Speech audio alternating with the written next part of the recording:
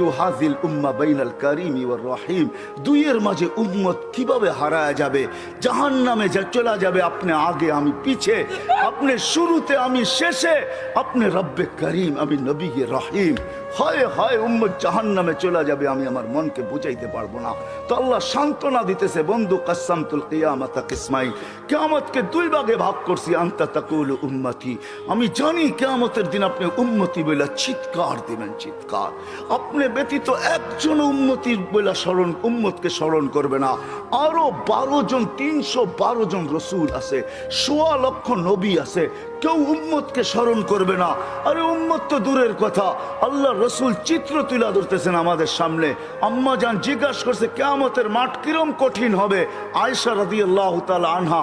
তো আল্লাহ রসুল বলছে ইয়াউমুন আসির, বড় কঠিন হবে। আয়েশা বলে ইয়া রাসূলুল্লাহ, কঠিন বলতে কি বোঝান? তো বলছে আয়েশা শোন, কান্নে আনজুরু মুসা মুতালাফফিফুন বিউমুদিল আরশ, আমি মুসা কালিমুল্লাহকে দেখতেছি আরশের খুঁটি ধরে চিৎকার দিতেছে আর বলতেছে রব্বি লা আসআলুকা লিয়াউমা উম্মি, আজকে মাকে চাই না, ওয়ালা আসআলুকা উখতি, আমার বোনকে চাই না, আসআলুকা নাফসি, তুই আমাকে বাঁচা। বলছে